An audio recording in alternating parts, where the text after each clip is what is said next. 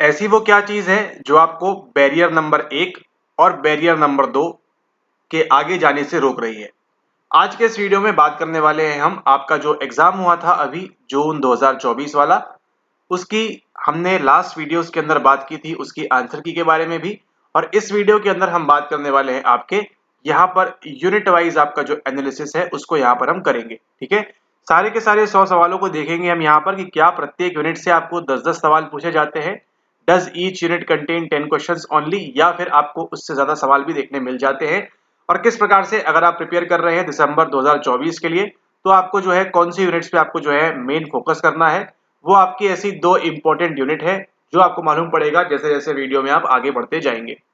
ये unit wise analysis आप लोगों के लिए मोस्ट इंपॉर्टेंट है, बहुत ज्यादा जरूरी है। ऐसा ही आप कर सकते हैं अपने सभी पेपर्स के साथ में, ताकि आपको आइडिया लगेगा कि आपको कौन सी यूनिट्स को ज्यादा इंपॉर्टेंस देनी है और कौन सी यूनिट्स को आप थोड़ा बहुत कम भी पढ़ेंगे तो आपका चल जाएगा काम। लेकिन जो मेन फोकस वाली दो इंपॉर्टेंट यूनिट है वो आपको मालूम पड़ेगी यहाँ पर वीडियो के एंड होते होते तक। आप देख रहे हैं यहाँ पर साइको प्रोफेसर का चैनल, जहां पर आपको कराई जाती है यूजीसी नेट मनोविज्ञान साइकोलॉजी की तैयारी हिंदी और अंग्रेजी दोनों ही माध्यम में। तो अगर आप जुड़ना चाहते हैं, क्लासेस करना चाहते हैं दिसंबर 2024 के लिए, तो आप लोगों के पास यहाँ पर एक अच्छा मौका है कि आप जल्द से जल्द अपनी पढ़ाई कर कर 1-2 महीने के अंदर यहाँ पे आप जो है सर्टिफिकेट की ओर आगे अग्रसर हो सकते हैं, या फिर आप 6 महीने 1 साल का जो भी आप अपने हिसाब से आप जिस प्रकार का कस्टमाइज कोर्स चाहते हैं वो आपको यहाँ पर उपलब्ध हो जाएगा। ज्वाइन करने के लिए आपको जो है नीचे डिटेल्स दी गई है, वो नंबर दिया हुआ है, वहां से आप संपर्क कर सकते हैं। ओके, तो स्टार्ट करते हैं। यहाँ पर सबसे पहले हम बात करेंगे उस यूनिट की जहां से सबसे कम सवाल आए हैं। ठीक है, हम पहले बात करने वाले हैं उन दो यूनिट की जहां से आपको सबसे लीस्ट सवाल देखने मिले हैं। और वो कौन सी दो यूनिट्स हैं? सबसे पहले यहाँ पर हम बात करने वाले हैं आपकी यूनिट नंबर 3, यानी कि यहाँ पर हम बात करें आपकी जो टेस्टिंग वाली यूनिट है, यूनिट नंबर 3, जहां पर आप पढ़ते हैं परीक्षण के बारे में। वहां पे आपके जो है सबसे कम सवाल पूछे गए हैं इस बार इस वाले पेपर के अंदर। उसी के साथ साथ आपके पूछे गए हैं यहाँ पर कहां से कम, आपके पूछे गए हैं आपकी इंटेलिजेंस एंड क्रिएटिविटी वाली जो यूनिट है आपकी यूनिट नंबर 6, वहां से आपको कम सवाल पूछे गए हैं। दोनों यूनिट की अगर हम बात करें तो मोर और लेस आपको कितने सवाल पूछे गए हैं? केवल आपको 4 सवाल पूछे गए हैं इस यूनिट से। ठीक है, केवल 4 सवाल पूछे गए हैं, यानी कि 4 सवाल आपकी ये वाली यूनिट से और उसी प्रकार से 4 सवाल आपकी ये वाली यूनिट से पूछे गए हैं। ठीक है, तो ये आपको ध्यान रखना है। लेकिन ये केवल इस बार का केस है, ऐसा नहीं है कि नेक्स्ट टाइम भी ऐसा ही होगा। इसलिए आपको जो है सारा का सारा सिलेबस अच्छे से पढ़ के जाना है। हो सकता है अगली बार ये आंकड़ा 7 पहुंच जाए, 8 पहुंच जाए, या फिर 2 भी पहुंच जाए। ठीक है, इसलिए आपको जो है प्रिपेयर रहना है हर किसी तरीके से। तो ये थी आपकी दो यूनिट, टेस्टिंग और इंटेलिजेंस एंड क्रिएटिविटी वाली, जहां से आपको 4-4 सवाल पूछे गए हैं। उसके बाद हम आगे बढ़ते हैं, अगली जो हम बात करने वाले हैं यूनिट के बारे में वो कौन सी है? वो है आपकी यहाँ पर बायोलॉजिकल बेसिस, यानी कि आपकी यूनिट नंबर 4 की हम बात करें। यूनिट नंबर 4 से आपके जो सवाल पूछे गए हैं वो कितने पूछे गए हैं? वो पूछे गए हैं इस बार आपके 5 क्वेश्चंस। ठीक है, केवल 5 सवाल पूछे गए हैं आपके। कहां से? 5 सवाल पूछे गए हैं आपकी यूनिट नंबर 4 से, जो कंप्राइज करती है कितने मार्क्स आपके? आपके 10 मार्क्स। ठीक है, इसका ये मतलब नहीं है कि आप आगे के लिए इसको नहीं पढ़ेंगे, आगे के लिए यूनिट जो है बहुत इंपॉर्टेंट हो जाती है। ठीक है, इसको आपको ध्यान रखना है। उसके बाद देखिए एक यहाँ पे सरप्राइजिंग फैक्टर यहाँ पर आया है, और वो कौन सा है? वो है आपका अगला जो हम बात करने वाले हैं, वो है आपकी यूनिट यहाँ पर जिसको आप जानते हैं इमर्जिंग एरियाज के नाम से। ठीक है, आपकी यूनिट नंबर 10 से इस बार आपको ज्यादा सवाल देखने मिले हैं, उतने ज्यादा भी नहीं, लेकिन हाँ थोड़ा सा यहाँ पे 2-4% का नंबर आपका बढ़ा है यहाँ पर। और इस बार आपको कितने क्वेश्चंस देखने मिले हैं? यहाँ पे आपको देखने मिले हैं 8 सवाल। ठीक है, 8 क्वेश्चंस आपको जो है देखने मिले हैं इस बार यूनिट नंबर 10 से। उसी के हिसाब से हम बात करें यहाँ पर आपका हेल्थ बिलीफ मॉडल का जो सवाल था आपका, वो आपका पीवाईक्यू रिपीट था। रेजिलियंस की बात करें तो वो आपसे पूछा हुआ है। इसी प्रकार से आपको यहाँ पर और भी चीजें पूछी गई आपकी हेल्थ बिहेवियर के बारे में, आपसे पूछा गया कम्युनिटी वगैरह के बारे में। तो वो सब जो चीजें थी आपकी यहाँ पर, वो कहाँ से आती है निकल के? वो निकल के आती है आपकी यहाँ से इमर्जिंग एरियाज वाले टॉपिक से। और यहाँ पे आपको 8 सवाल देखने मिले हैं। इससे पहले हम बात करें यहाँ पर, तो इससे पहले आपको 6 सवाल, 5 सवाल, 4 सवाल इस प्रकार से देखने मिलते थे इस पर्टिकुलर यूनिट से, जो है आपकी यूनिट नंबर 10। ठीक है, 8 सवाल यहाँ से। उसके बाद हम चलते हैं अगली यूनिट के ऊपर, जो कौन सी है? जो है अगली यूनिट आपकी यूनिट नंबर 8। ठीक है, यूनिट नंबर 8 आपकी है सामाजिक मनोविज्ञान, यानी कि सोशल साइकोलॉजी। और सोशल साइकोलॉजी से जैसा कि आपको मालूम है हर बार आपको सवाल देखने मिलेगा, मोस्ट इंपॉर्टेंटली आपको जो है सवाल देखने मिलते हैं यहाँ से। ठीक इसी प्रकार से इस बार भी ऐसा हुआ है। यहाँ से आपको कितने सवाल देखने मिले हैं? इस बार आपको देखने मिले हैं 9 सवाल। चाहे तो बात करें यहाँ पर आपके पीवाईक्यू रिपीट वाली, लो बॉल टेक्निक और foot in the door in the face वाली टेक्निक, चाहे हम बात करें यहाँ पर परसुएशन के बारे में या फिर हम बात करें और किसी रॉबर्ट शेरिफ के एक्सपेरिमेंट के बारे में, तो वो सब जो आप देख रहे हैं किसको कंप्राइज करता है आपकी यूनिट नंबर 8 के अंदर। एंड यूनिट नंबर 8 से आपको पूछे गए हैं कितने सवाल? आपको पूछे गए यहाँ से 9 सवाल, यानी कि ये एक इंपॉर्टेंट यूनिट आपकी होती है। ठीक है, आपकी इंपॉर्टेंट यूनिट बन जाती है यहाँ पर, जहां से आपको कितने सवाल पूछे गए हैं? आपको पूछे गए हैं यहाँ से 9 सवाल। ठीक है, ओके। उसके बाद देखिए एक और शॉकिंग न्यूज यहाँ पर आप लोगों के लिए, वो है आपकी यूनिट नंबर, गेस कर सकते हैं कौन सी? Unit number 1।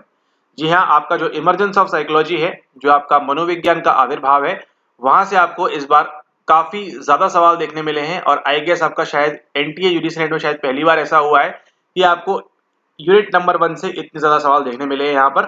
ठीक है, और यहाँ से टोटल सवाल कितने निकल के आ रहे हैं? टोटल सवाल निकल के आ रहे हैं यहाँ से आपके 10। ठीक है, यानी कि यूनिट नंबर 1 से 10 सवाल पूछे गए हैं, यानी कि आपके पेपर का 10% कहां से आता है? आपके पेपर का 10% आया था इस बार इमरजेंस ऑफ साइकोलॉजी से। ऐसा जरूरी नहीं है अगली बार भी ऐसा ही हो, लेकिन आपको तैयार रहना है। 8, 7, 6 इस प्रकार के आपसे आगे भी पूछेंगे सवाल आपकी यूनिट नंबर 1 से। और यूनिट नंबर 1 देखिए, आप जो भी सवाल आप देखेंगे ये मोस्टली आपके कौन से रहते हैं? ये मोस्टली आपके डिफिकल्ट वाले सवाल रहते हैं। ठीक है, मोस्टली कौन से सवाल रहेंगे आपके? मोस्टली आपके डिफिकल्ट सवाल रहेंगे।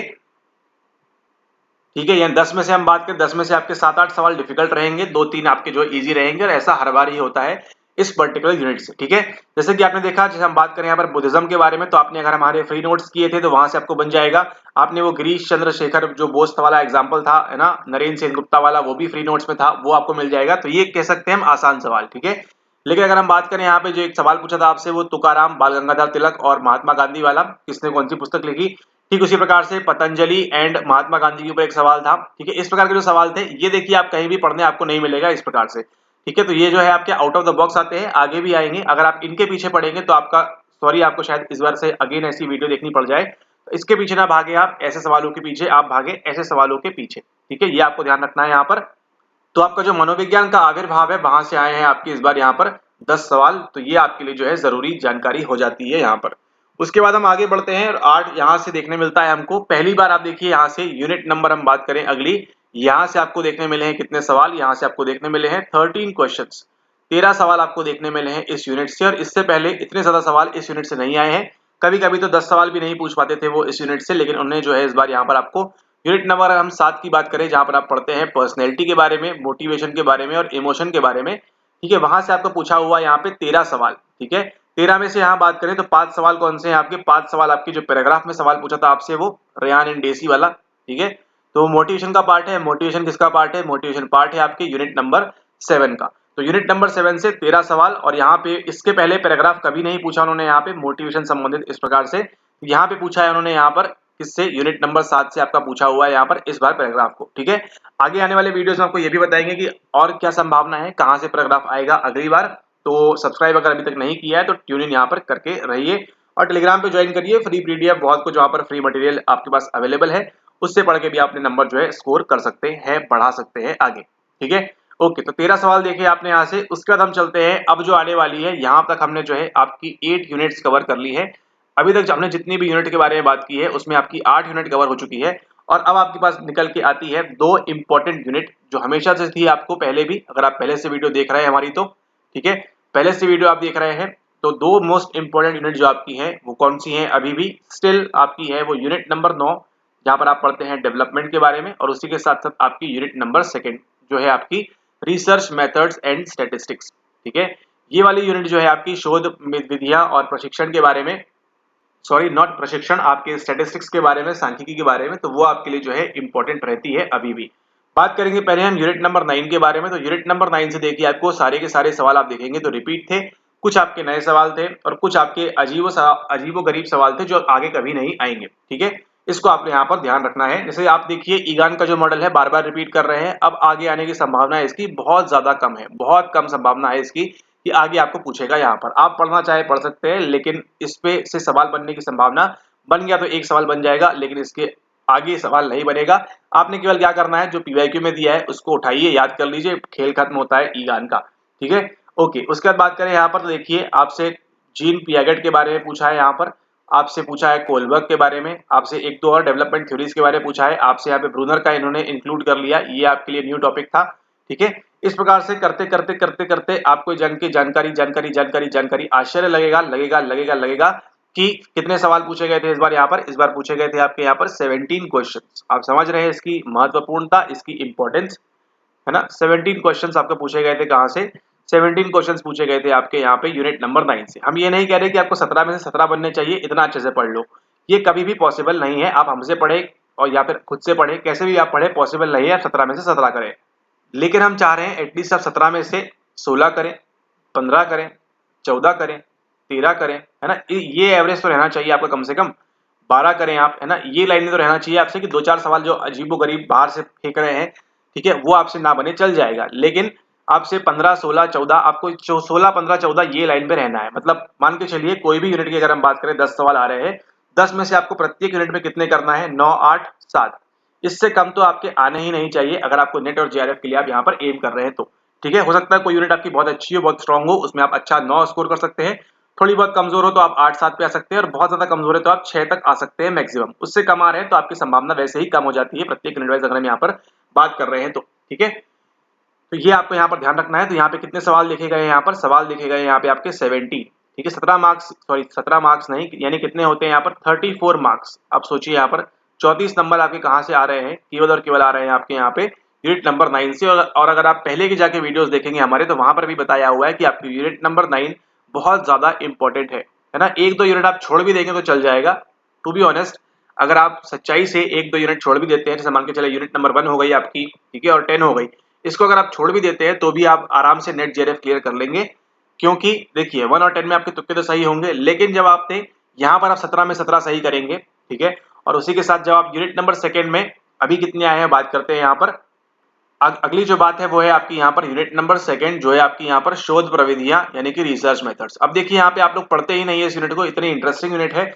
अगर इसको अच्छे से पढ़ा जाए तो, अगर इसको अच्छे से समझा जाए तो, ठीक है। और जो आपको जो है मैक्सिमम सवाल आपको जो है आप पास करेंगे या नहीं करेंगे, सारा कुछ निर्भर करता है किसके ऊपर? इस यूनिट के ऊपर करता है, ठीक है। इस यूनिट से कितने सवाल पूछे गए हैं? इस यूनिट से सवाल पूछे गए हैं आपके यूनिट नंबर 21, सॉरी मतलब सेकेंड यूनिट से पूछे गए आपको 21 सवाल, 21 क्वेश्चंस। आप इमेजिन भी नहीं कर सकते यहाँ पर, ठीक है।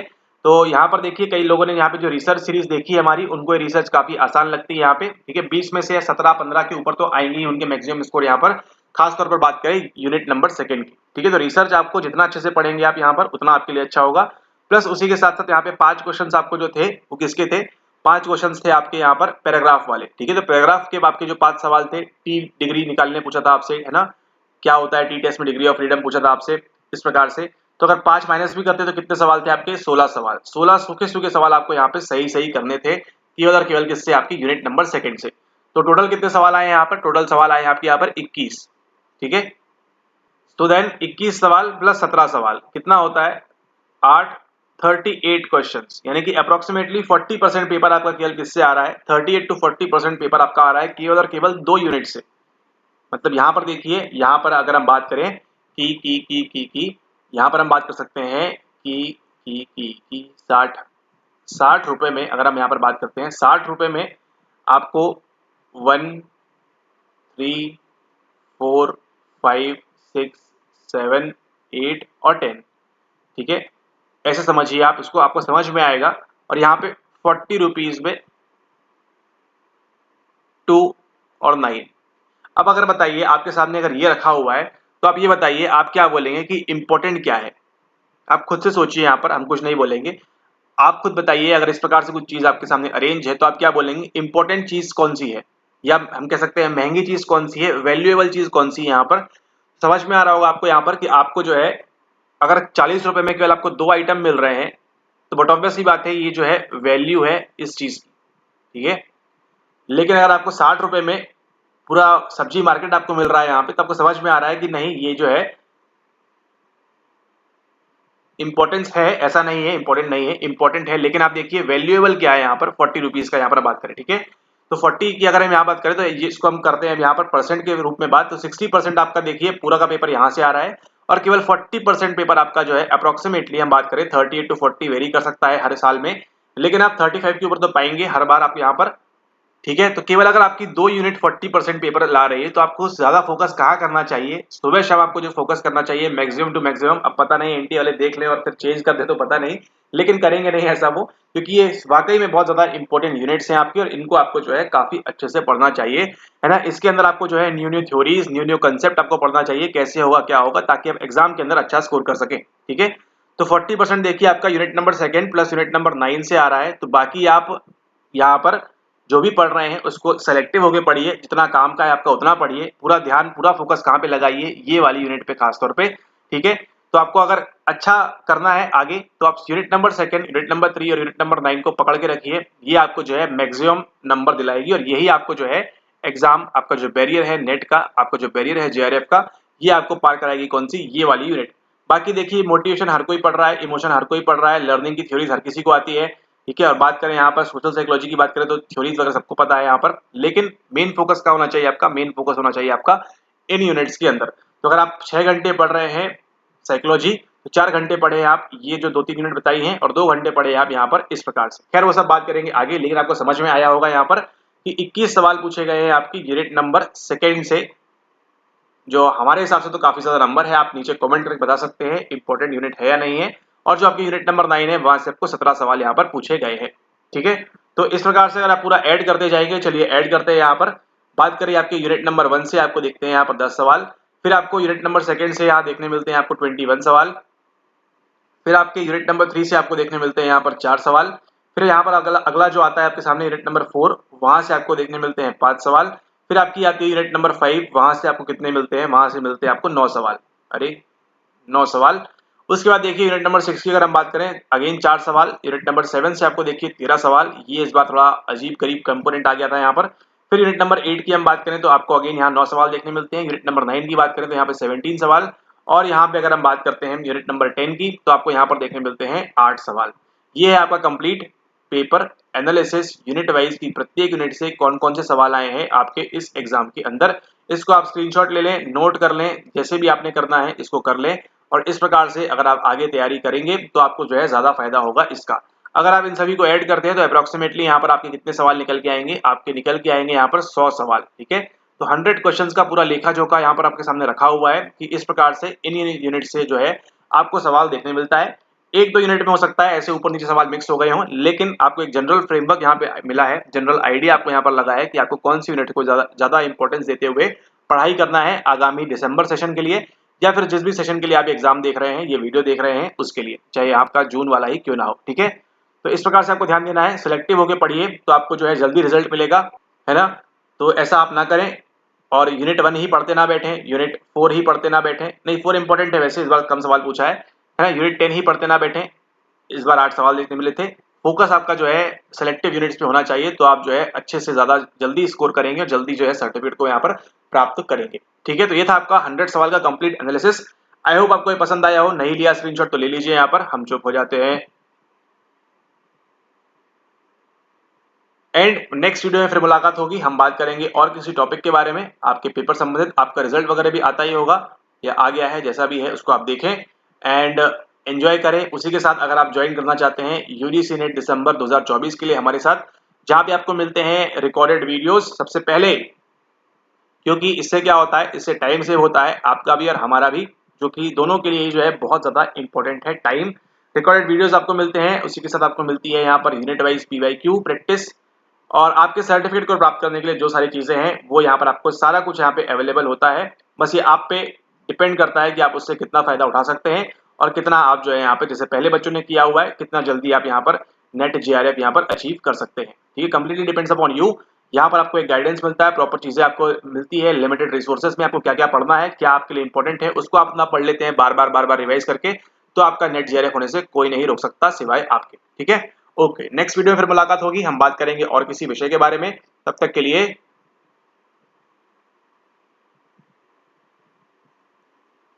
Thanks for watching the video, have a nice day ahead, take care.